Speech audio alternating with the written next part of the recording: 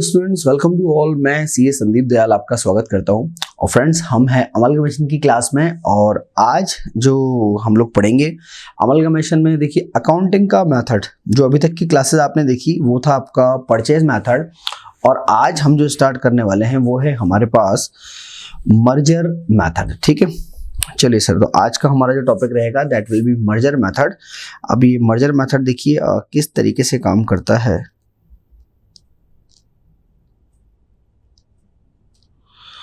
तो merger method देखिए जो है ये बेसिकली अकाउंटिंग का ही एक मेथड है। इसका एक नाम और है, इसको हम लोग बोलते हैं pulling of interest. Pulling of interest method. ठीक है, तो अकाउंटिंग करने का ही एक तरीका ही और है, पुलिंग ऑफ इंटरेस्ट मेथड, या जिसको आप लोग क्या बोलते हैं, जिसको आप लोग बोलते हैं मर्जर मेथड। देखिए, मर्जर मेथड आप तभी एप्लीकेबल कर सकते हैं स्टूडेंट्स जब कुछ स्पेसिफिक कंडीशंस जो हैं अगर वो पूरी होती हैं, सिर्फ तभी मर्जर मेथड एप्लीकेबल किया जा सकता है। Otherwise sir merger method applicable नहीं होता। ध्यान रखिए, जितने क्वेश्चन हमने अभी तक करे, जो भी आपने क्वेश्चन करे वो परचेज मेथड के थे। परचेज मेथड के क्वेश्चन सिर्फ परचेज मेथड से ही हो सकते हैं, लेकिन मर्जर मेथड के क्वेश्चन जो हैं वो परचेज मेथड से भी सॉल्व हो सकते हैं। अब एक क्वेश्चन आ रहा है कि सर अगर एग्जाम में कुछ मेंशन नहीं हो कि हमें कैसे सॉल्व करना है, तो बेटा आपको परचेज मेथड से ही सॉल्व करना है। मर्जर मेथड आपको तभी लगाना है जब वो आपको ऐसा एप्लीकेबल करने के लिए बोलता है ना, अप्लाइंग मर्जर या it is the amalgamation in the nature of merger. जब क्लियर कट बोलेगा तो ही आपको मर्जर मेथड अप्लाई करना पड़ेगा। ठीक है, चलिए अब मर्जर मेथड की जब मैं बात कर रहा हूं तो इसमें ना कुछ स्पेसिफिक कंडीशंस होती हैं। थियोरेटिकल कई बार एग्जाम में क्वेश्चन पूछा गया है कि भाई मर्जर मेथड जो है उसकी कंडीशन कौन कौन सी होती है ना, explain the basically 5 condition related with the merger method. तो मर्जर मेथड में देखिए ध्यान रखिए क्या क्या होता है। सबसे पहले number 1, all the assets and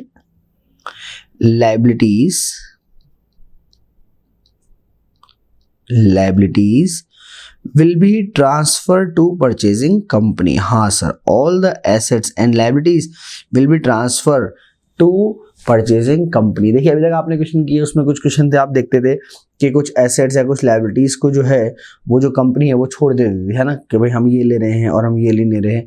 लेकिन अभी इस मेथड के अंदर आप सारे एसेट्स और सारे लाइबिलिटी लेंगे। ठीक है, सारी लाइबिलिटी का मतलब आउटसाइड लाइबिलिटीज। ठीक है, नंबर 1। फिर नंबर 2, अब ये जो एसेट्स एंड लायबिलिटी आपने ट्रांसफर करे हैं, ये सारे के सारे एसेट्स एंड लायबिलिटी किस पे ट्रांसफर होंगे सर? ये ट्रांसफर होंगे बुक वैल्यू पे। ठीक है, तो जो भी आपके एसेट्स एंड लायबिलिटी ट्रांसफर करने हैं, तो पहली बात तो ये सारे ही करने हैं, और नंबर 2 ट्रांसफर किसने करने हैं सर? ट्रांसफर करने हैं हमको बुक वैल्यू पे, यानी कि किसी भी एसेट्स का रीवैल्यूएशन नहीं करना है, ये ध्यान रखिए।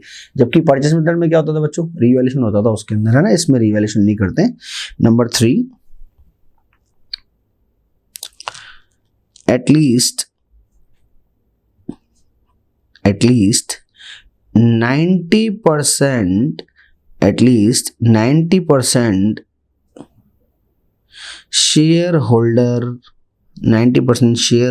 agree for this। बिल्कुल, यानी कि आपके जो 90% शेयर होल्डर हैं वो इस बात के लिए तैयार हों कि वो अब सेलिंग कंपनी के शेयर होल्डर सीज हो जाएंगे, है ना। सेलिंग कंपनी के शेयर होल्डर नहीं रहेंगे, बल्कि किसके शेयर होल्डर बन जाएंगे? अब वो परचेसिंग कंपनी के शेयर होल्डर बन जाएंगे। इस बात में उनको कोई तकलीफ नहीं है, और एटलीस्ट 90% लोग इस बात के लिए क्या है सर? तैयार हैं। जब तक 90% लोग इस बात के लिए तैयार नहीं होंगे आप मर्जर कर ही नहीं सकते, है ना। तो एटलीस्ट आपके जो 90% लोग हैं वो 90% इस चीज के लिए तैयार होने चाहिए। ठीक है, चलिए नेक्स्ट पॉइंट नंबर 4 बनेगा बच्चों। तो पॉइंट नंबर 4 आपका क्या बनेगा sir? That business of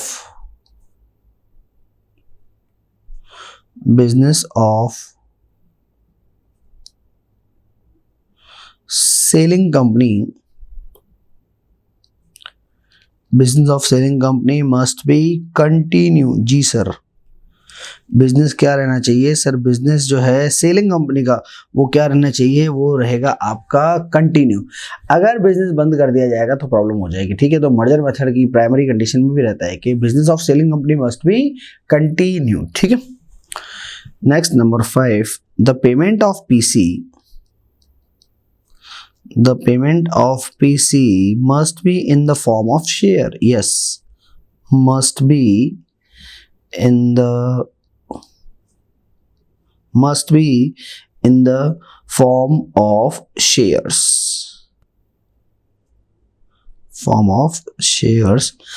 Except fraction part.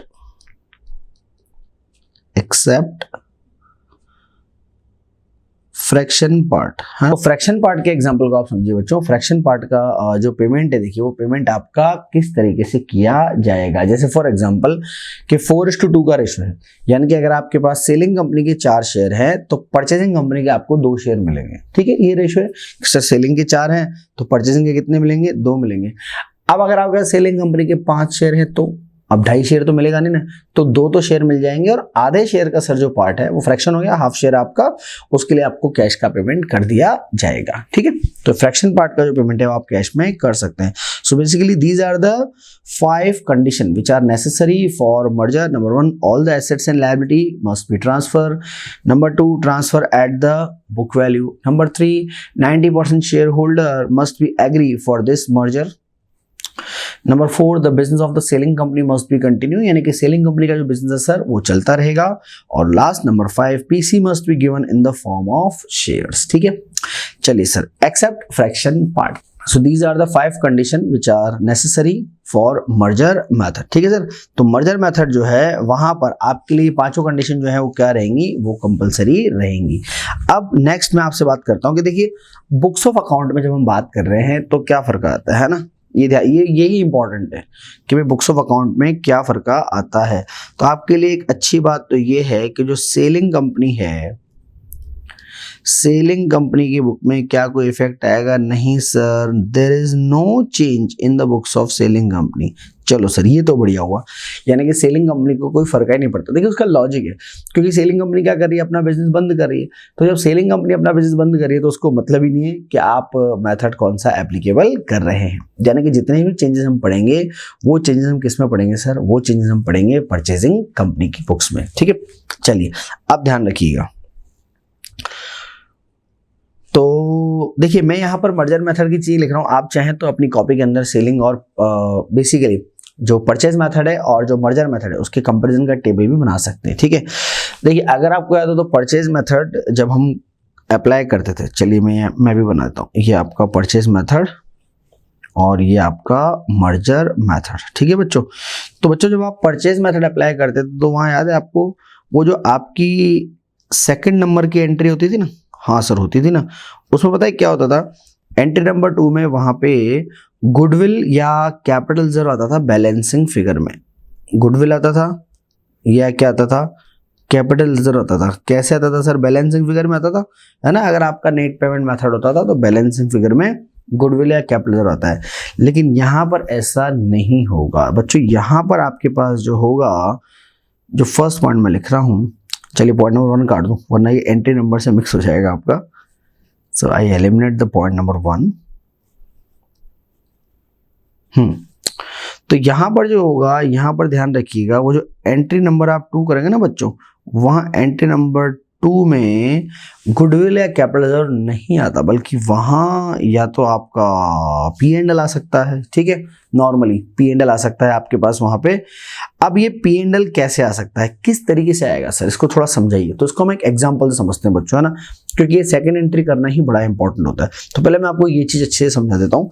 देखिए क्या होता है कि अगर हम लोग बात करें, जब हम परचेज मेथड पढ़ते थे तो हम एंट्री क्या करते थे? हम एंट्री करते थे assets account debit to liabilities to business purchase, और हम बोलते थे बैलेंसिंग फिगर में या तो आएगा गुडविल या फिर आएगा कैपिटल रिजर्व। ठीक है सर, यहाँ पे देखिए क्या किया जाता है बच्चों, यहाँ आपको ध्यान रखना पड़ेगा कि जितना पीसी आपने दिया है, ठीक है, उस पीसी का कंपैरिजन करना पड़ेगा आपको। किसके साथ कंपेयर करना पड़ेगा सर? शेयर कैपिटल के साथ कंपेयर करना पड़ेगा। यस, अब या तो ये कंडीशन होगी, देखिए जो मैंने डायरेक्टली लिख दी, मैंने तो डायरेक्ट क्या लिख दिया? मैंने तो लिख दिया कि purchase consideration is more than share capital. ठीक है sir, purchase consideration is more than share capital, यानी कि अगर मैं एग्जांपल लूं, आपने पीसी दिया है 150 लाख का, ठीक है, जबकि सामने वाली कंपनी की शेयर कैपिटल कितनी थी? 100 लाख की, 1 करोड़ की। कितना ज्यादा दिया आपने? 50 लाख ज्यादा दिया, घाटा हुआ आपको, है ना, क्योंकि आपने पीसी ज्यादा दे दिया है। तो अब देखिए ये जो आपका बच्चों एक्सेस पेमेंट है, एक्सेस पेमेंट कितना दिया सर आपने? एक्सेस पेमेंट दिया आपने 50 लाख रुपए का। ये 50 लाख रुपए आप किस तरीके से शो करेंगे, किस तरीके से हम लोग इसको चार्ज अप करेंगे? तो ध्यान रखिए, मर्जर मेथड का कॉन्सेप्ट ये बोलता है कि भाई अगर आपको सेलिंग कंपनी खरीदने पे घाटा लगा है, यानी कि अगर आपने पैसे ज्यादा दिए हैं, तो फिर ये जो लॉस आपको हुआ है ये आप सेलिंग कंपनी के रिजर्व से ही लेंगे। हाँ सर, सेलिंग कंपनी के रिजर्व से कैसे लेंगे? देखिए मैं आपको बताता हूँ, छोटी सी एंट्री हम लोग इसमें कर लेते हैं। अगर मैं आपको यहाँ थोड़ी सी इंफॉर्मेशन और दे दूँ कि हमारी जो सेलिंग कंपनी है उसके पास फॉर एग्जांपल P&L है 60 का और जनरल रिजर्व है 20 का, है ना, ये 80 लाख के रिजर्व आपके पास है। अब इसमें आप ये समझिए कि जब आप परचेज मेथड करते हैं तो आप सेलिंग कंपनी के रिजर्व ट्रांसफर नहीं करते हैं, लेकिन बच्चों जब यहाँ आप करेंगे तो आपको सेलिंग कंपनी के रिजर्व ट्रांसफर करने पड़ेंगे। अब कैसे होगा ये मैं आपको बताता हूँ। देखिए इस वाले केस में अगर मैं सेकंड नंबर की एंट्री करूंगा तो मेरी एंट्री बैठेगी it's assets account debit to liability to business purchase. ठीक है, मैं यहाँ डेटा नहीं भर रहा हूँ अभी हाल फिलहाल। हाँ, बिजनेस परचेज में क्योंकि आपने पीसी दिया है तो आप पीसी लिख दें। कितना पीसी दिया आपने? 150। अब एक चीज आप ध्यान रखिएगा, कितना लॉस हुआ सर आपको खरीदने में? सर 50 लाख रुपए का लॉस हुआ है। ठीक है, तो जैसा कि कॉन्सेप्ट आपको बताता है बच्चों कि इस कंपनी को खरीदने से जो लॉस हुआ है वो इसी कंपनी के जो रिजर्व हैं उनसे आपको सेट ऑफ करना पड़ेगा। तो देखिए इस कंपनी के जो रिजर्व है उसमें एक तो P&L है 60 और एक जनरल रिजर्व है 20। तो 50 लाख का जो लॉस है वो मैं क्या करूंगा सर, वो है ना, मैं इस P&L से, P&L आपको नजर आ रहा है कितने का? 60 का P&L नजर आ रहा है। 60 के P&L में से हम ट्रांसफर कर लेंगे, इसको सेट ऑफ करेंगे। तो 60 का सामने वाली कंपनी का रिजर्व था, 50 का लॉस सेट ऑफ करेंगे तो P&L बचेगा कितना सर? हमारा P&L बचा 10 का। तो हम इस एंट्री में एक तो यहाँ लिखेंगे टू P&L और जनरल रिजर्व के साथ आपने कोई छेड़खानी करी नहीं तो general reserve as it is आ जाएगा। तो देखिए P&L तो कितना आएगा? 60 का प्रॉफिट था और 50 का लॉस हुआ तो 10 का P&L आ जाएगा और जनरल रिजर्व कितने का था? 20 का, वो एज इट इज आ जाएगा। देखिए ये एक चेंज है बच्चों, बड़ा चेंज है परचेज मेथड और मर्जर मेथड के अंदर। हम जब परचेज मेथड सॉल्व करते थे तो हम सामने वाली कंपनी के सर रिजर्व को नहीं लेते थे। ठीक है, नहीं लेते थे, सेलिंग कंपनी के रिजर्व है उनकी एंट्री यहाँ पे नहीं होती थी। लेकिन इस मेथड में सामने वाली कंपनी के रिजर्व भी आपके पास आएंगे, लेकिन वो रिजर्व कैसे आएंगे बच्चों? सर वो रिजर्व आएंगे after set of the losses, loss को सेट ऑफ करने के बाद में आएंगे। ठीक है, चलिए एग्जाम्पल को थोड़ा और अच्छा करते हैं और बढ़िया एग्जाम्पल हम लेते हैं। इसमें थोड़ा सा कॉन्सेप्ट हमको कि और अच्छे से पढ़ना पड़ेगा। अगर मैं अब आपको बोलूं कि सर ये जो पीसी है आपने कितना पीसी दिया था? 150 दिया था ना। अगर मैं आपको बोलूं कि 150 की जगह आपने पीसी दिया है 195 का, देखिए सर 195 का अगर आपने पीसी दिया तो अब आपको लॉस कितना हो गया? सर अब आपको लॉस हो गया कितने का? सर ये तो 95 का लॉस हो गया। तो बच्चों ये जो 95 का लॉस हो गया, जब आप इससे सेट ऑफ करने पहुंचोगे तो क्या ये सेट ऑफ हो जाएगा क्या? नहीं सर, सेट ऑफ तो नहीं होगा क्योंकि P&L है 60 का और जनरल रिजर्व है 20 का। 80 लाख का लॉस सेट ऑफ हो जाएगा। अभी भी सर कितना लॉस आपका बचेगा? सर अभी भी हमारा 15 लाख का लॉस बचा हुआ है। तो बच्चों ध्यान रखिए, अगर सामने वाली कंपनी के प्रॉफिट से आप इस लॉस को सेट ऑफ नहीं कर पा रहे हैं तो कोई दिक्कत नहीं है। जितना अमाउंट आपका कम पड़ रहा है वो किस में डेबिट हो जाएगा? वो P&L में डेबिट हो जाएगा। फिर आप पता है क्या करेंगे? फिर आप जब ये एंट्री करेंगे ना तो assets account debit, liability credit, business purchase credit. लेकिन अब ये दोनों आइटम नहीं आएंगे, इनकी जगह क्या आएगा? अब ऊपर आएगा आपका P&L अकाउंट डेबिट। कितना आएगा सर? P&L अकाउंट डेबिट आएगा आपका 15 लाख रुपीस का। ठीक है, तो ये बड़ा ही आसान सा कॉन्सेप्ट है, बहुत इजीली देखिए इसको समझें कैसे आप सॉल्व करेंगे। आप ये देखेंगे कि आपने जो पीसी दिया है उसका कंपेयर आप शेयर कैपिटल से करेंगे। क्या आपने पीसी ज्यादा दिया है या पीसी आपने कम दिया है? देखिए अगर आपने पीसी ज्यादा दिया है बड़ी अच्छी बात है। देखिए अगर आपने पीसी जो है बेसिकली वो ज़्यादा दे दिया है तो फिर आप क्या करेंगे? ये लॉस है आपके लिए बच्चों, इस लॉस को हम सेट ऑफ करेंगे P&L जनरल रिजर्व से। ध्यान रखिए आपके सेलिंग कंपनी के जो स्टेटरी रिजर्व है बच्चों, उन स्टेटरी रिजर्व को आप लोग काम में नहीं ले सकते हैं, है ना, ये चीज़ ध्यान रखें। सेलिंग कंपनी के स्टेटरी रिजर्व को हम काम में नहीं ले सकते हैं, वो तो एज इट इज यहाँ पर आ जाएंगे। किस जगह पे आएंगे? वो यहाँ पे आ जाएंगे, आपके यहाँ इस जगह पे आ जाएंगे टू स्टैट्यूटरी रिजर्व। ठीक है, ध्यान रखिए इनको आप काम में नहीं ले सकते हैं, ये तो एज इट इज आपको यहाँ पे लेने पड़ेंगे। तो आपको तो बस ये देखना है कि जितना ज़्यादा पीसी आपने दिया है वो सेलिंग कंपनी के ही जो रिजर्व हैं उनमें से आप सेट ऑफ कर लीजिए, और अगर सेट ऑफ करने के बाद भी रिजर्व बच रहे हैं जैसा कि बचे थे तो हमने यहाँ पर P&L और जनरल रिजर्व को क्रेडिट किया था। लेकिन अगर पैसा कम पड़ रहा है और सेलिंग कंपनी के प्रॉफिट से हम इस लॉस को अगर चार्ज नहीं कर पा रहे हैं तो फिर हम क्या करेंगे, जितना लॉस हम चार्ज नहीं कर पाए सर उसको हम P&L अकाउंट में डेबिट कर देंगे। ठीक है सर, तो ये हमारी बात होती है किसकी, ये हमारी बात है सर मर्जर मेथड की। तो ये थोड़ा सा चेंज है, तो ध्यान रखिए परचेजिंग कंपनी के केस में आप इस तरह का कोई कंपैरिजन नहीं करते थे, क्योंकि आप है ना ये जो रिजर्व हैं किसके,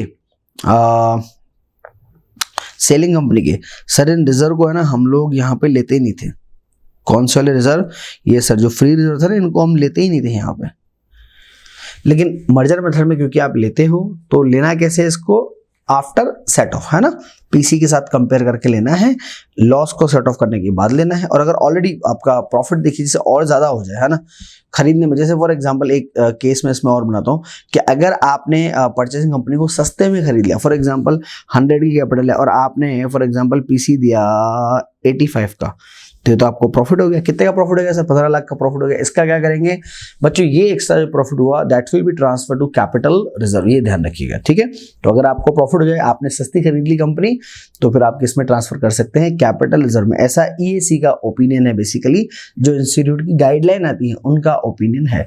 हालांकि इंस्टीट्यूट ने कई क्वेश्चन में जो है पहले इसमें P&L भी क्रेडिट किया हुआ था, लेकिन अभी जो नई गाइडलाइन है ईएसी की उसके हिसाब से कैपिटल रिजर्व में ये अमाउंट क्रेडिट होना चाहिए। ठीक है, चलिए, तो ये हमने रिजर्व की अच्छी खासी बात अभी कर ली है कि रिजर्व का ट्रीटमेंट किस तरीके से हम लोग सॉल्व करते हैं। चलिए अब कुछ अकाउंटिंग प्रोस्पेक्ट से कुछ और चीजें उनके बारे में बात करता हूं।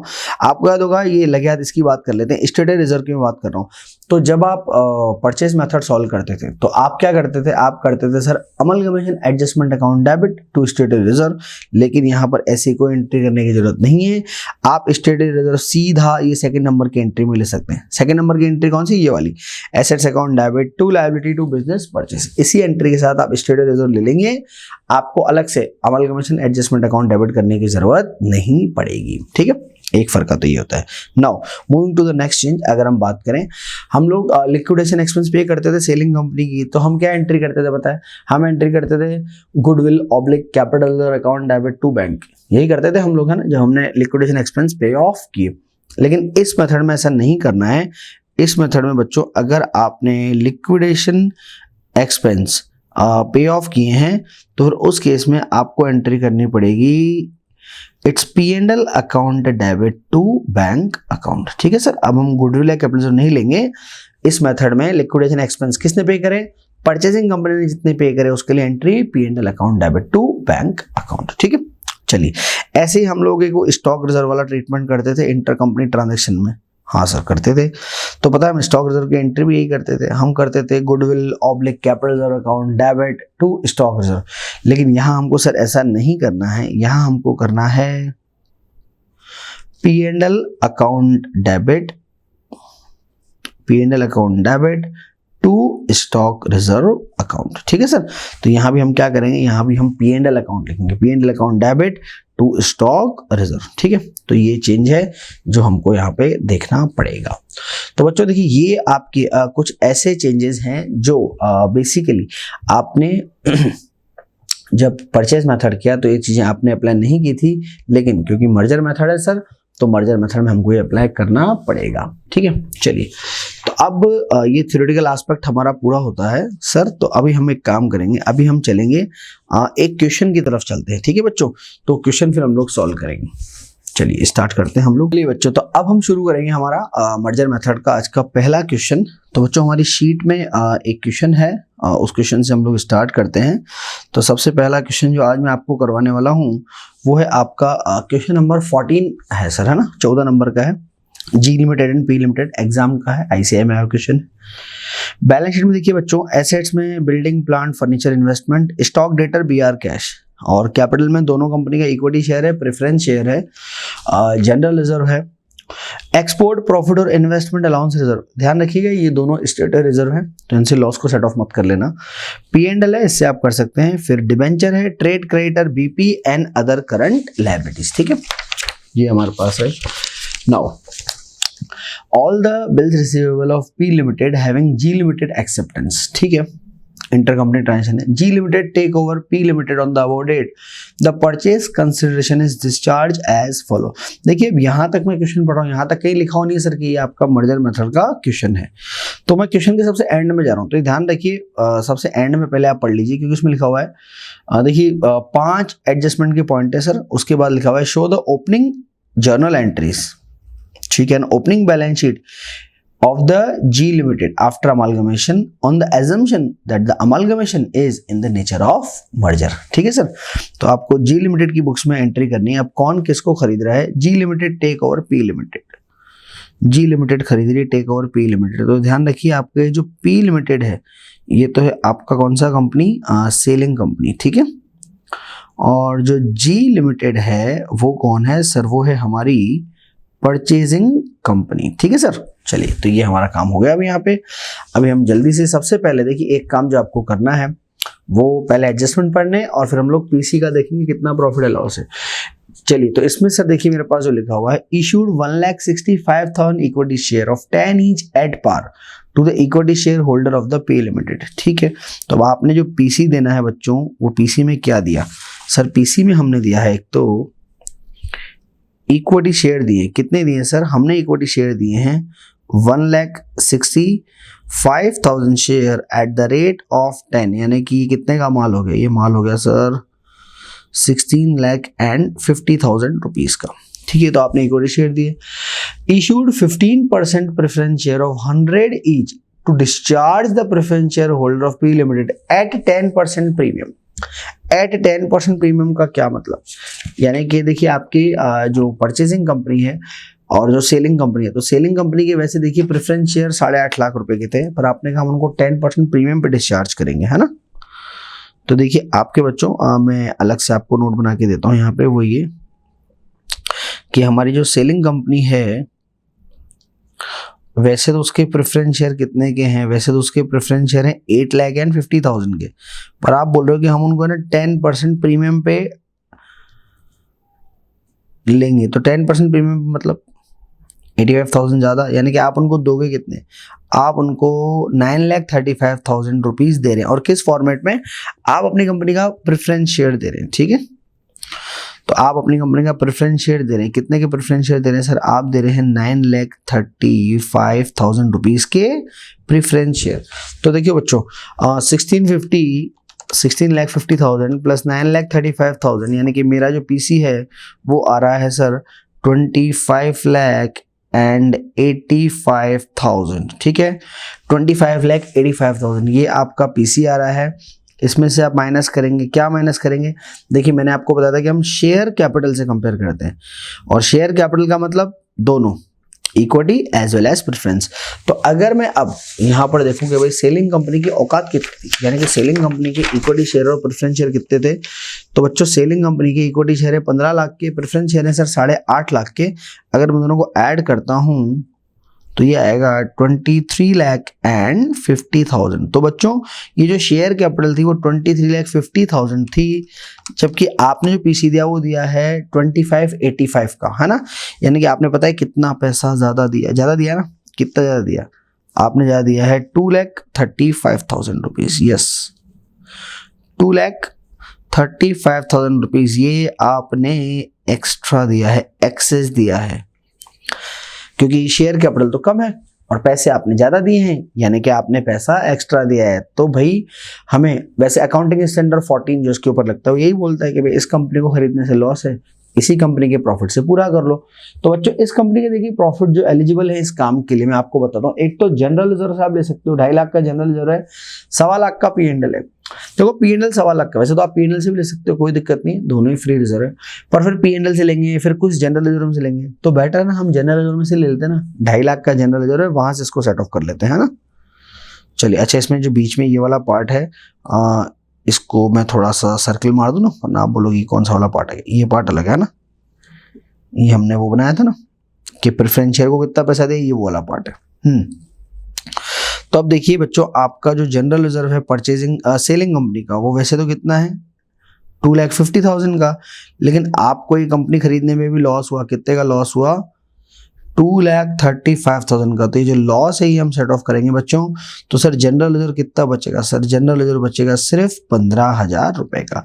यानी कि आप जब परचेसिंग कंपनी की बुक्स में एंट्री करेंगे तो वो एंट्री होगी सर 15,000 रुपए से। ठीक है, चलिए, तो अब ये तो हमने बात कर ली हमारे पीसी की। अभी कुछ और हमारे देखिए इसमें पॉइंट है, तो मैंने पॉइंट नंबर फर्स्ट और सेकंड कर लिया है। थर्ड में debenture of P limited will be converted into equivalent number of debenture of G limited. ठीक है, डिवेंचर में कन्वर्ट हो जाएंगे। Stated reserve of P limited are to be maintain for 2 more year, 2 साल और मेंटेन कर लेंगे। Amalgamation expense of ₹10,000 will be paid by G limited. ठीक है, जी लिमिटेड यानी कि परचेसिंग कंपनी। चलिए, ये एडजस्टमेंट है तो इनका हम ध्यान रखेंगे। चलिए बच्चों, तो अब मैं आपको एंट्री बताऊं। सर देखिए, बैक टू बैक हम एंट्रीज करते हैं। एंट्री किस तरीके से होती है? तो एंट्री किसकी बुक में करनी है? Purchasing company. कौन है परचेसिंग कंपनी? जी लिमिटेड। ठीक है बच्चों, तो हम लोग जी लिमिटेड की बुक्स में करेंगे एंट्री। फर्स्ट एंट्री हुई। अच्छा, एंट्री में कोई चेंज नहीं होता है, ध्यान रखना। तो फर्स्ट एंट्री सर आपकी which is business purchase account debit to liquidator of P limited. ठीक है, और यहाँ अमाउंट क्या आता है? पीसी का आता है। पीसी आपने कितना दिया?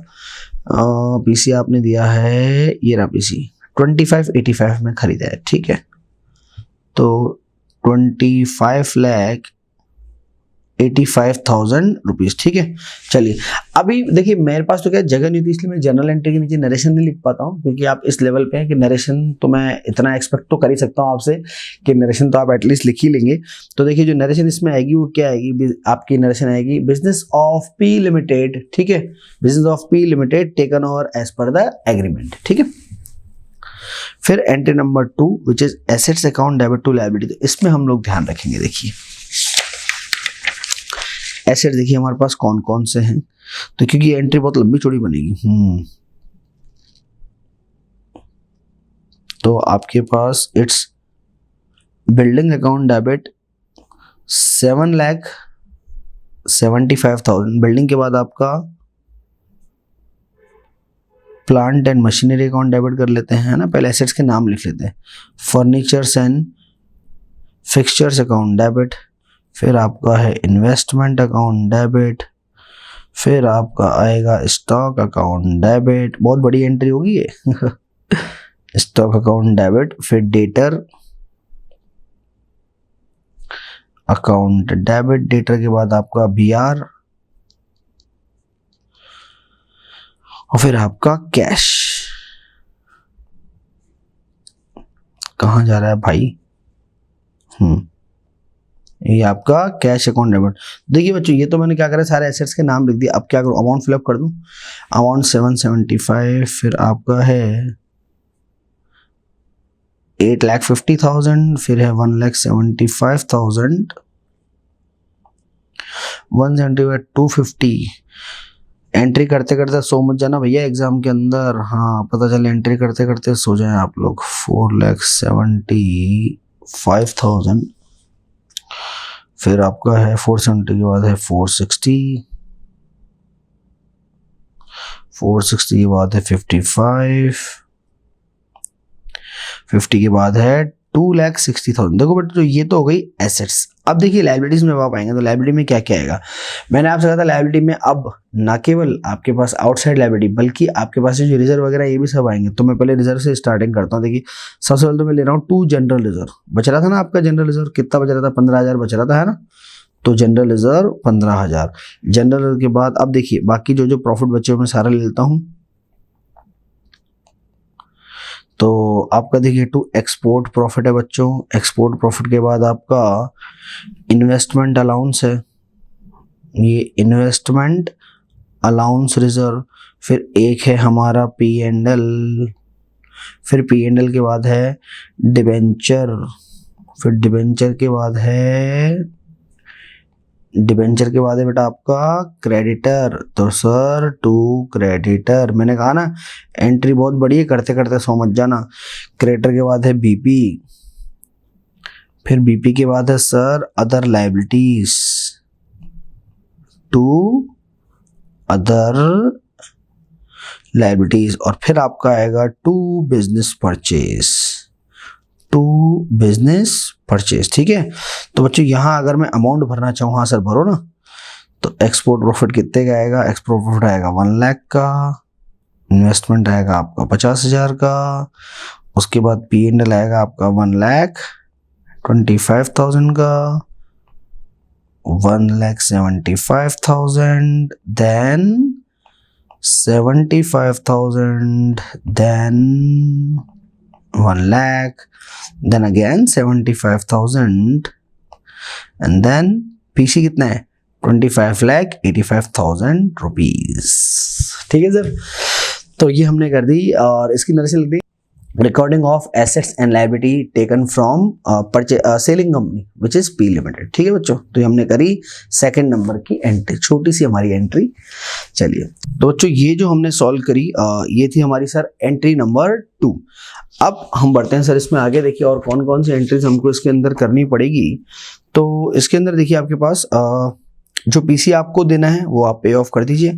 PC देने की entry which is entry number 3, तो PC आप देंगे तो हमारी एंट्री हो जाएगी sir liquidator of P limited, liquidator of P limited account debit. अब आपने देखिए इनको क्या क्या दिया था, एक तो दिया था 2 इक्विटी शेयर कैपिटल और एक क्या दिया था सर, एक दिया था आपने 2 प्रेफरेंस शेयर कैपिटल। तो इक्विटी शेयर तो दिया था आपने 16.5 लाख, ठीक है। और जो प्रेफरेंस शेयर आपने दिया था वो कितना दिया था सर, वो दिया था आपने 85 का 10%, 9,35,000, ठीक है। ये आपका 9,35,000, तो टोटल PC आपका हो गया था 20 कितना हो गया था हमारा, ये हो गया था 25,85,000। तो ये हमने PC दे दिया, हाँ सर ये PC दे दिया। अब क्या कर रहा है वो, डिबेंचर को कन्वर्ट करने की बात बोल रहा था, बिल्कुल कर लेते हैं। देखिए डिबेंचर जो है P लिमिटेड के will be converted in the same number of the G limited. तो हम यहाँ लिख लेंगे एंट्री आपके पास कि भाई debenture of P limited account debit to debentures account.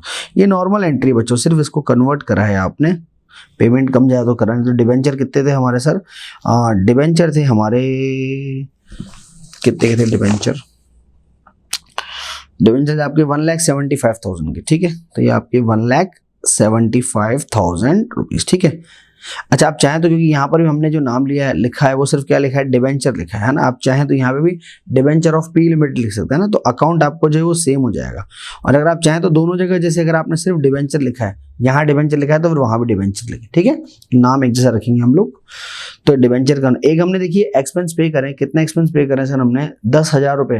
तो अभी हम एक्सपेंस पे करने की एंट्री क्या करते हैं, P&L या जनरल लेजर वहाँ से लेंगे। तो हमारे पास जनरल लेजर बचा है 15,000 का है ना, तो उसी को काम में लेते हैं। 15,000 का था ना जो अभी हम सामने वाली कंपनी के यहाँ से उठा के लाएं, तो वो भी हमारे काम आ रहा है। और चाहे तो आप P&L लिख सकते हैं ना, तो चाहे तो जनरल लेजर, चाहे तो आप P&L लिख सकते हैं सर, दोनों ही करेक्ट है।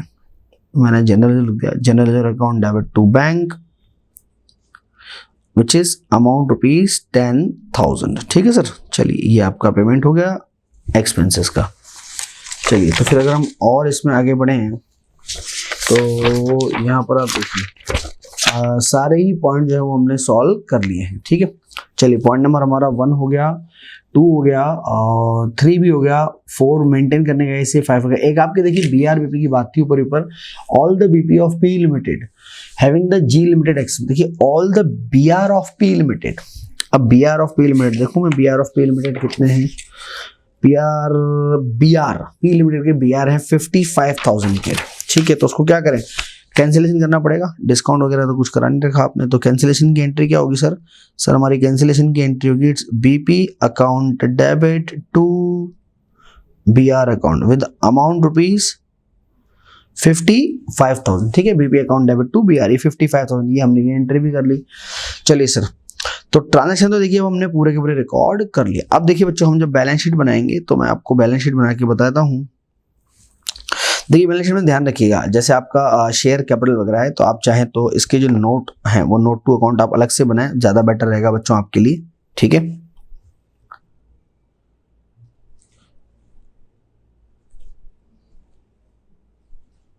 क्योंकि ये तो बैलेंस शीट है, बैलेंस शीट के हिसाब से चलती रहेगी ये तो मैं तो क्या, मेरे पास तो कैलकुलेटर में अभी आपको अमाउंट ऐड कर करके दिखा दूंगा, पर आप एग्जाम में क्या ना आपको प्रेजेंटेशन भी देना पड़ता है, ठीक है, तो आप वहाँ नोट बनाइएगा, वो ज़्यादा बेटर रहेगा। देखिए, तो सबसे पहले हमारा होता है बैलेंस शीट का जो हेडिंग है वो होता है इक्विटी एंड लायबिलिटी, और उसमें सबसे पहली चीज़ क्या होती है सर, उसमें सबसे पहली चीज़ होती है आपके पास शेयर होल्डर फंड। और शेयर होल्डर फंड में पहली चीज़ क्या होती है सर, शेयर होल्डर फंड में सबसे पहला होता है आपका शेयर कैपिटल। तो बच्चों देखिए, शेयर कैपिटल कितनी आएगी मैं आपको अमाउंट ऐड करके बताता हूँ, है ना, आप उसको प्रेजेंटेशन में ले लीजिएगा। शेयर कैपिटल देखिए मैं आपको बताता हूँ, एक तो सेलिंग कंपनी की शेयर कैपिटल लेनी है, नहीं लेनी सर, परचेसिंग कंपनी की लेनी है। कितनी है, 25 लाख तो एक है इक्विटी शेयर कैपिटल, और आपने पीसी में और दिए हैं इक्विटी शेयर, कितने के दिए हैं सर, आपने पीसी में जो आपने शेयर दिए हैं वो दिए हैं 16.5 लाख, तो 25 लाख के तो ऑलरेडी हैं, 16.5 लाख के और हैं, तो 41,50,000 का तो इक्विटी शेयर कैपिटल है ना, ध्यान रखिएगा। इक्विटी शेयर कैपिटल सर कितने का, 41,50,000 का, 41,50,000। और बच्चों एक आपका प्रेफरेंस शेयर है, प्रेफरेंस शेयर का नाम क्या हैगा, 14% प्रेफरेंस शेयर। ध्यान रखिए, हम सिर्फ परचेसिंग कंपनी की शेयर कैपिटल लेते हैं प्लस जितना पीसी में आपने दिया है ना, वही लेते हैं। तो देखिए, परचेसिंग कंपनी की प्रेफरेंस शेयर कैपिटल थी 11 लाख और पीसी में दिया आपने 935, है ना, 11 प्लस 9,35,000, ये आ रहा है 20,35,000। इट्स 20,35,000 रुपीज, ठीक है। तो ये आप क्या कर सकते हैं बच्चों, आप लोग ये नोट्स टू अकाउंट्स में बना के इसको शो कर सकते हैं, ठीक है। तो टोटल आपकी हो गई कैपिटल, सबसे पहला काम हमारा हो गया कैपिटल का सर। फिर कैपिटल के बाद अगली चीज पे चलते हैं बच्चों हम लोग। देखिए, अगला अगर मैं लूँ तो जनरल रिजर्व आपके खुद के तो 2.5 लाख रुपए के तो हैं ही सी, ठीक है। और सामने वाली कंपनी के जो जनरल रिजर्व हम लोग लेके आए थे, वो लेके आए थे 250 में से 235 का लॉस सेट ऑफ किया था हमने, तो 15,000 का जनरल रिजर्व बचा था। और 15,000 का रिजर्व आपने यहाँ पर देखिए 10,000 का जो रिजर्व है बेसिकली बच्चों सर, वो हमने यहाँ पे डेबिट और कर दिया, 15 का क्रेडिट 10 का डेबिट, तो कुल मिला के सामने वाली कंपनी से 5,000 का रिजर्व आया आपका। तो अगर मैं रिजर्व की बात करूं तो देखिए, जनरल रिजर्व आपका जो बचेगा वो कितना बचेगा, सिर्फ 5,000 का। तो 250 का तो ऑलरेडी है ही सी, 5,000 का और आ गया।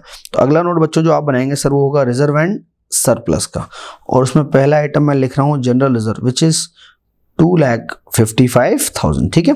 कैसे, मैं दोबारा बताता हूँ।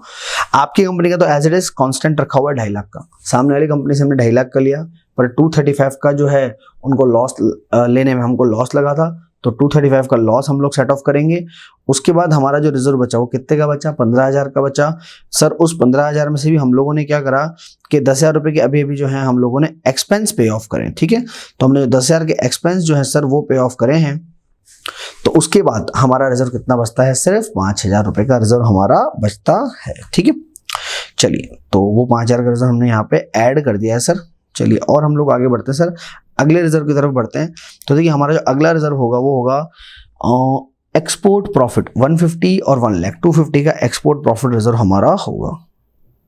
लीजिए सर, आपका एक्सपोर्ट प्रॉफिट रिजर्व दोनों का मिला के कितने का हो जाएगा सर, ये हो जाएगा 2,50,000 रुपीज का, ये हमारा एक्सपोर्ट प्रॉफिट रिजर्व भी हो गया सर।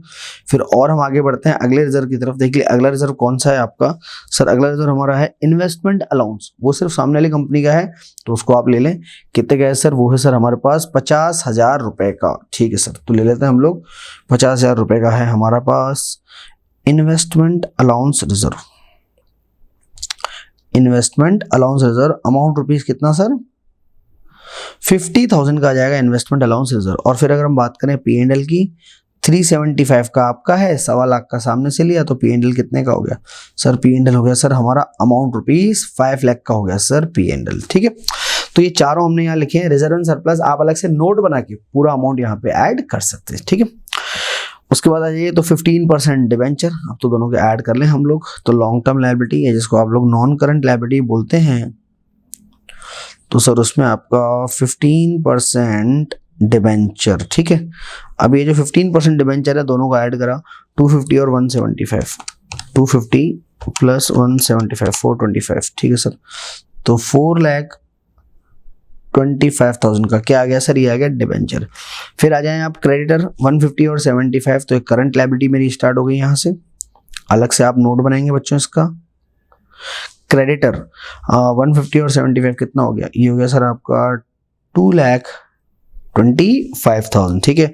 जब आप बीपी का अमाउंट लिखेंगे तो ध्यान रखिएगा, बीपी क्योंकि म्यूचुअल भी था तो हमने कैंसिल कर दिया था, बीपी बी आ रहा है ना 55,000 का, तो 75 और 1 लाख 175 में से सर अगर मैं 55 लेस कर दूं 1,75,000 उसमें से मैं लेस करूंगा 55,000, बिल्स पेबल 75, 175 माइनस 55, तो ये बचेगा मेरे को 1,20,000 का बीपी बचेगा, ठीक है।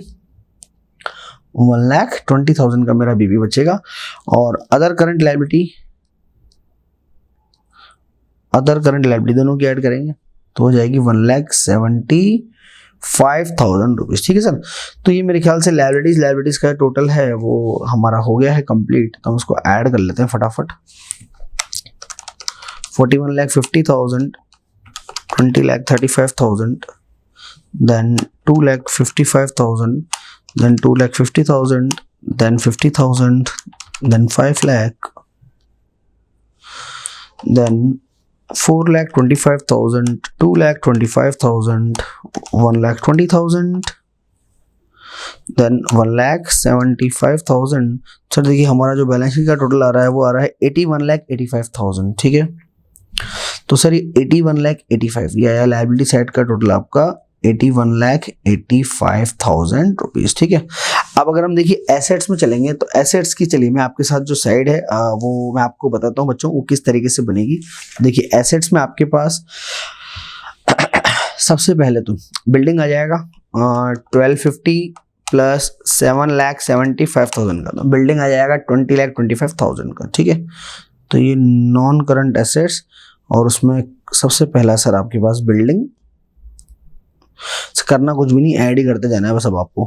तो 20,25,000 का तो आ जाएगा सर हमारा बिल्डिंग के बाद फिर आपका प्लांट एंड मशीनरी, चलिए तो आप लोग लिखते जाइएगा 1625 और 8,50,000, तो प्लांट एंड मशीनरी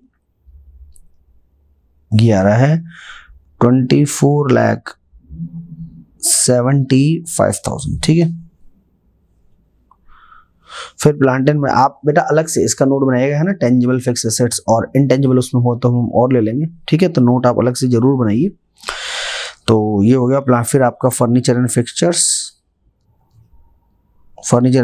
कितना हो रहा है सर, दोनों को ऐड करेंगे 2,87,500 प्लस 1,75,000, तो ये हो रहा है 4,62,500, ठीक है, फर्नीचर एंड फिक्सचर्स। फिर आ जाइए आप इन्वेस्टमेंट पे, इन्वेस्टमेंट में ऐड करेंगे 350 और 250, it comes 6 lakh.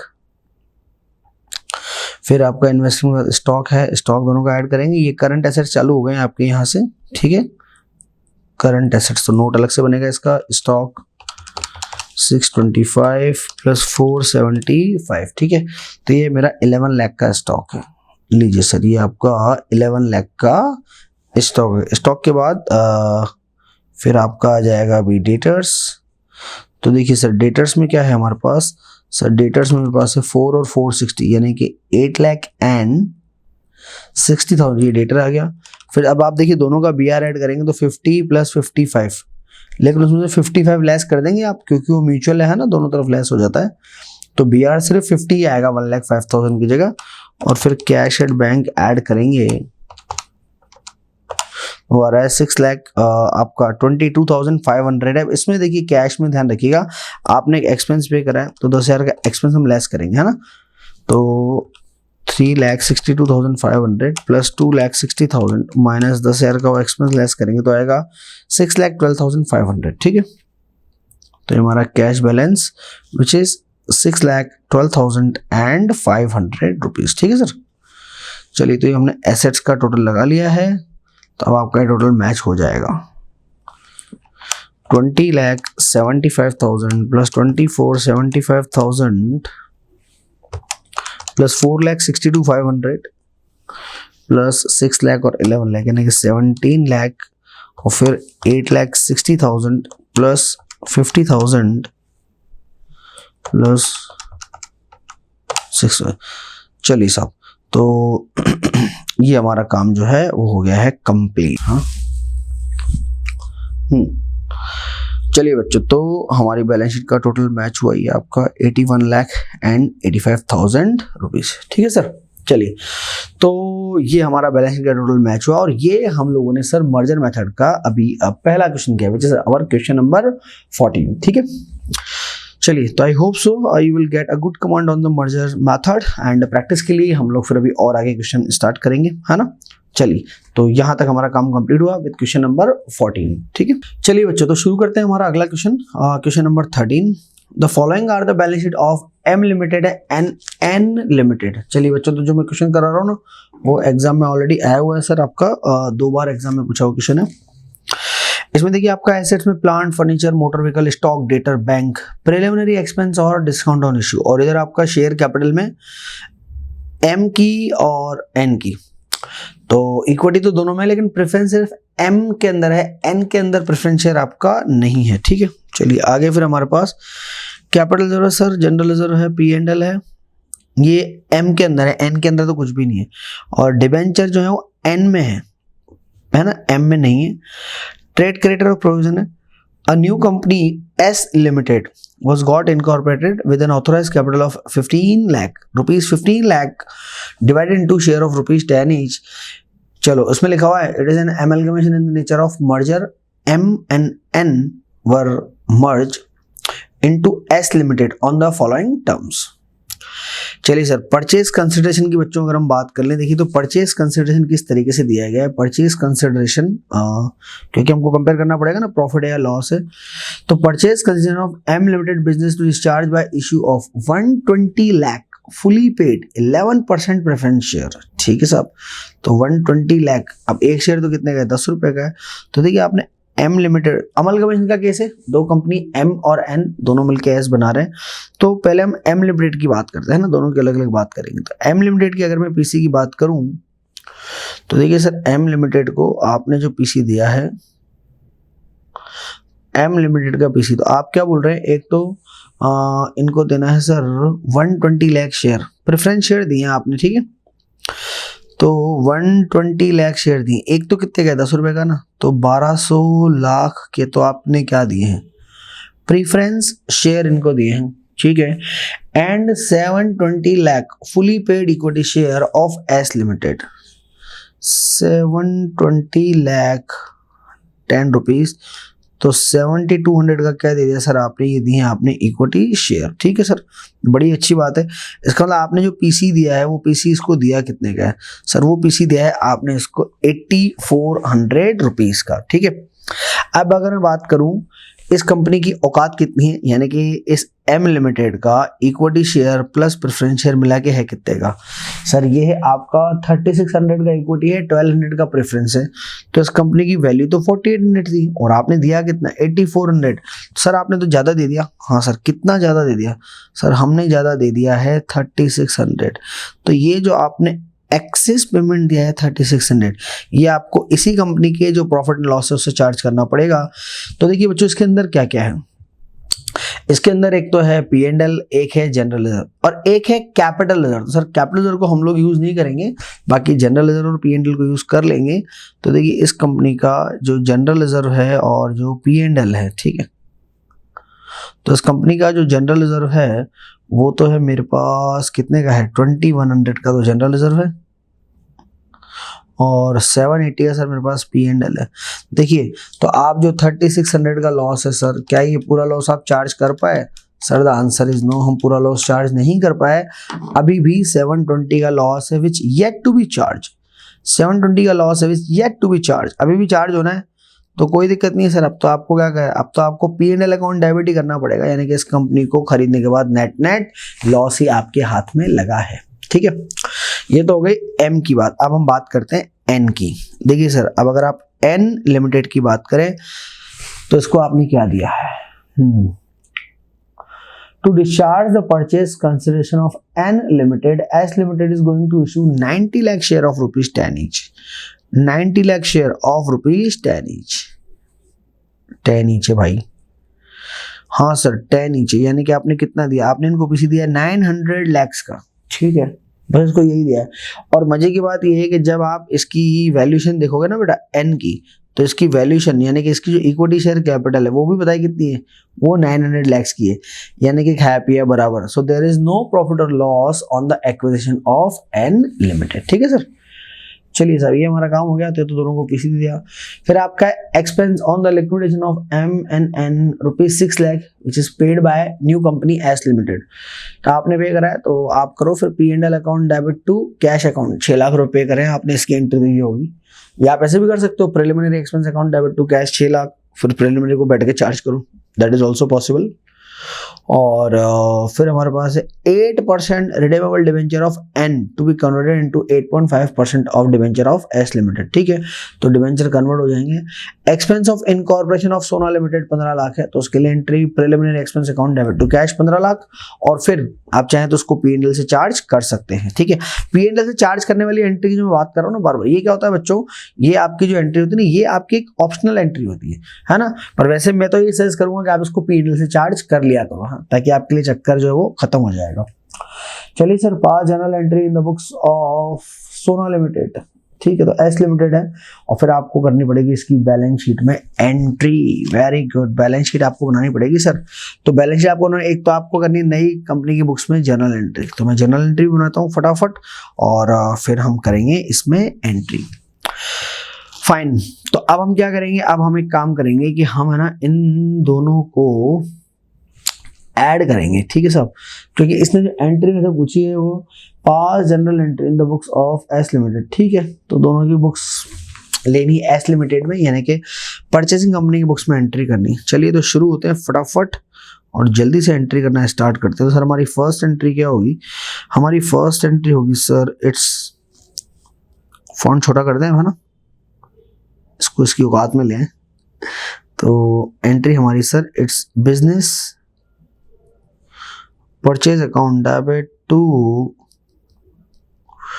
Liquidator of M, दोनों की एक साथ कर रहा हूं मैं ना, आप भी कर सकते हैं बिल्कुल, एंड लिक्विडेटर ऑफ N। तो देखिए बच्चों, आपने जो पीसी दिया है वो कितना कितना दिया है, तो सर हमने जो पीसी दिया है एक को तो 900 और एक को 8400। ठीक है, तो इसको तो दिया है 8400 और इसको दिया है 900। टोटल पीसी कितना दिया सर, टोटल पीसी दिया है हमने 9300 रुपीज का। ठीक है सर, ये हमने पीसी देना है। चलिए फिर हम बढ़ते हैं सर आगे। जब हम आगे बढ़ेंगे अब तो एक एक की बुक करके लेते हैं ना, पहले M की बुक्स ले लेते हैं ना, M लिमिटेड की बुक में ले रहा हूँ। तो देखो एंट्री में क्या क्या आएगा, plant and machinery, furniture, stock और debtor. Plant and machinery, then furniture, then stock, stock के बाद बेटा आपका डेटर। तो प्लांट एंड मशीनरी कितने का है, 4215, ये 4215। फर्नीचर है हमारा 2400। बच्चों वहां एग्जाम में ध्यान रखिएगा, जर्नल का फॉर्मेट बना के एंट्री कीजिएगा है ना। 1044, ये डेटर तक। तो डेटर के बाद क्या है यहाँ पे, सिर्फ कैश एट बैंक है बस। ठीक है, तो ये आपका cash at bank account debit 1542। ठीक है, और टू लाइबिलिटीज, लाइबिलिटीज में क्या क्या है देखिए, लाइबिलिटीज में चले हूँ तो प्रोविजन है, क्रेडिटर है। मैं थोड़ी सी जगह छोड़ता हूँ क्योंकि P&L डेबिट था इस कंपनी में, तो मैं थोड़ी जगह छोड़ के यहाँ लिख देता हूँ टू प्रोविजन। प्रोविजन के बाद है to creditor, to provision, to creditor, और फिर P&L बचा नहीं, जनरल रिजर्व बचा नहीं, लेकिन कैपिटल रिजर्व बच गया बेटा हमारे पास है ना, टू कैपिटल रिजर्व और टू बिजनेस परचेज। ठीक है, देखिए प्रोविजन कितने का था सर, हमारा प्रोविजन है 870 का, तो प्रोविजन है 870 का, और क्रेडिटर आपका है 21 का, और फिर आपका कैपिटल रिजर्व कितने का है, ये सर मेरे पास 600 का, और बिजनेस परचेज आपने कितने में किया था, 8400 में। अब हमने ये निकाल रखा है कि इस कंपनी को खरीदने से ना हमको नेट लॉस ही हुआ था। देखिए P&L हमारा नेट डेबिट आ रहा है कितना, 720 से P&L डेबिट आ रहा है बच्चों। तो इस एंट्री में मुझे क्या करना पड़ेगा सर, मुझे करना पड़ेगा P&L अकाउंट डेबिट अमाउंट ₹720। ठीक है सर। चलिए तो ये तो हो गई हमारी एंट्री एसेट्स और लायबिलिटी की, किस कंपनी की, M की। अब मैं N की भी करता हूँ क्योंकि मैंने तो दो कंपनियां तो खरीदी ना, तो दो भूत पाले अपन ने एक साथ, तो दूसरी कंपनी लेते हैं। प्लांट फर्नीचर मोटर स्टॉक, ठीक है सर, ये लीजिए प्लांट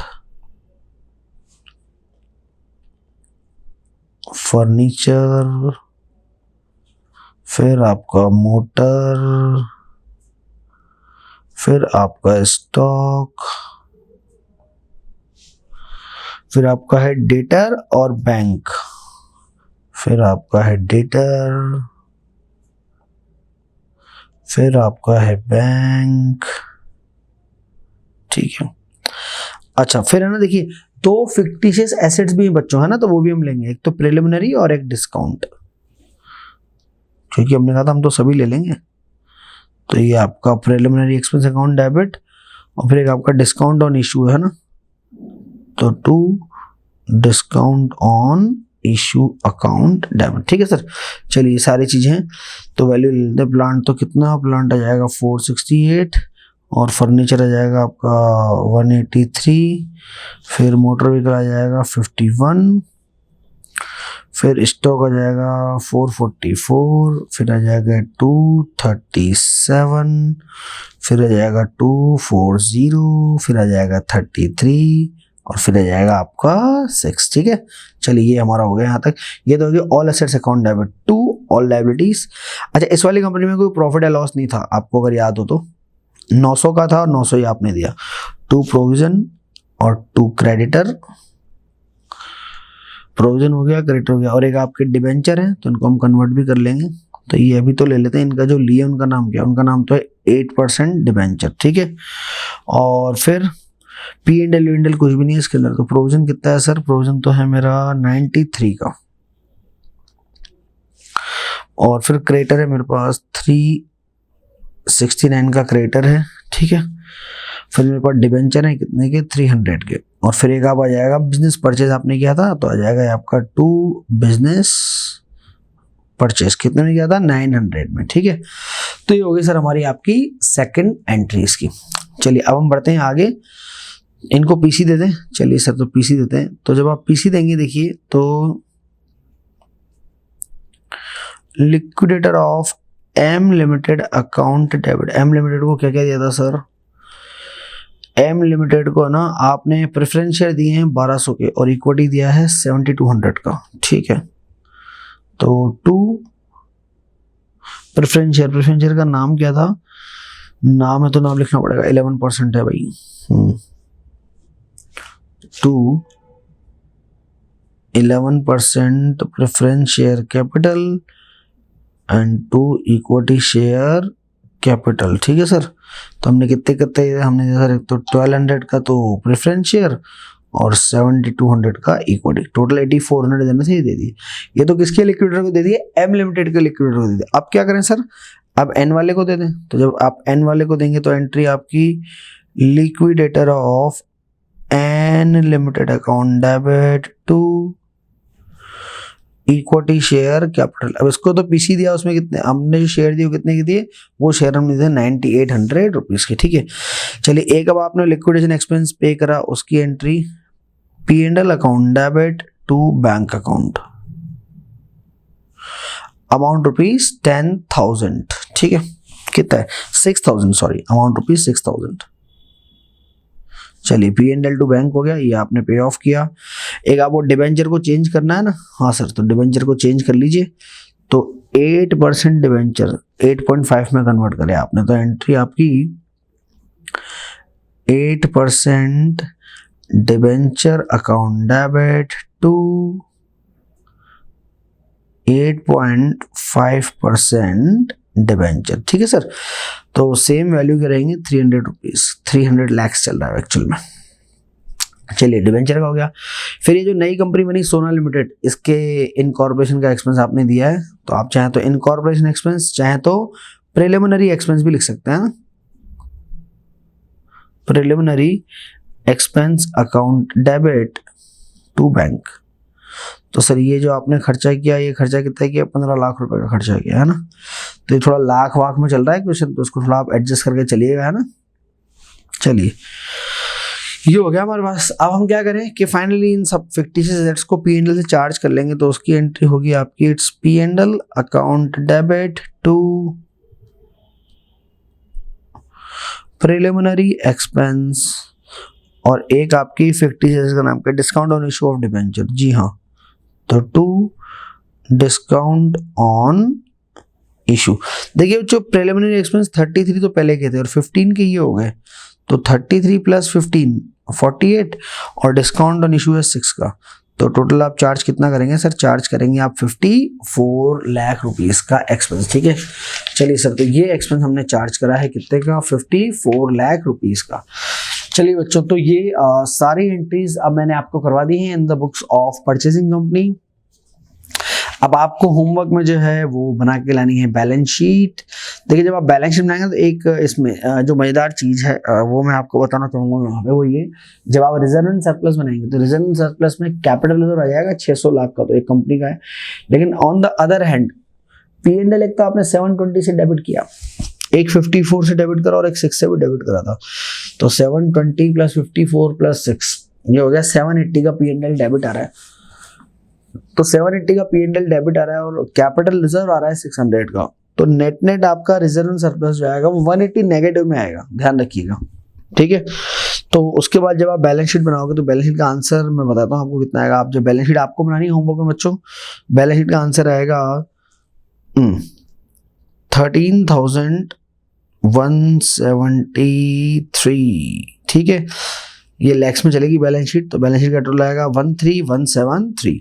नेगेटिव में दिखाई गया रिजर्व एंड सरप्लस, है ना, नेगेटिव का 180 दिखाना पड़ेगा आपको टू द लायबिलिटी साइड। ठीक है, चलिए बच्चों, तो इसी नोट पे मैं इस क्लास को यहाँ पर अब वाइंड अप करता हूँ। And thank you so much for listening carefully and I hope सो ये मर्जर मेथड आप अच्छे से कंट्रोल करेंगे, बढ़िया से क्वेश्चन करेंगे, और बस आप मान के चलिए ज़्यादा से ज़्यादा 2 या 3 क्लासेस के अंदर हम लोग इसको कम्प्लीटली वाइंड अप कर देंगे। Thank you so much, signing off, this is CS Sandeep Dayal, have a nice time.